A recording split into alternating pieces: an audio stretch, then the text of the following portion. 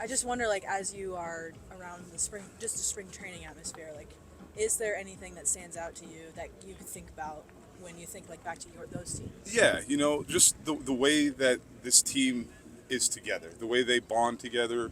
That's what we did in 14 and 15, and even prior to that, a lot of these guys came up the minor leagues together and built these relationships that you know carried on into the big leagues. And in an organization like this, that's the most important thing is leaning on your brothers, on and off the field, and that's what these guys do great.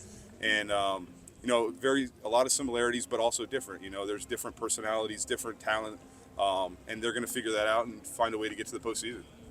When you are here, do you spend more time with coaches now or players? Or Yeah, how do you? I try. It's funny. I came off the field yesterday, and I showered, got some food, and got dressed, and was ready to leave, and I forgot that I had to go back to the cage because I'm not a player anymore. I still got stuff I got to do, and I was like, oh, okay. So I went back to the cage and was hanging out, but I'm just trying to learn. Being on the other side now, it's different. I'm trying to learn as much as I can. From JJQ, all the coaching staff, and learning how to talk to players as a coach now, and it's pretty awesome. But I love hanging out with the boys.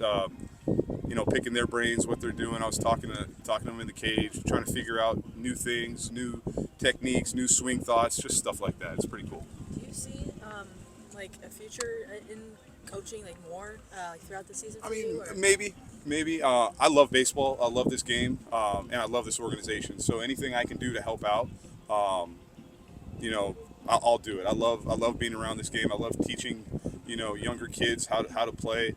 I coach my son's baseball team back home. Coach my daughter's softball teams. It's the most fun I have. So being able to, Dayton always said, when you're done playing, it's what you give back to the game that's the most important. And I want to teach kids that are 7, 8, 9 years old how to play the game the right way, and come out here and help out as much as I can. At what point for you did it become, I need to take on more of a leadership role in your career? Kind of sort of like what some of these young players are doing now. Yeah, it's early on in my career, we had a bunch of rookies. We had, I think, 11, 12 rookies at one point, right?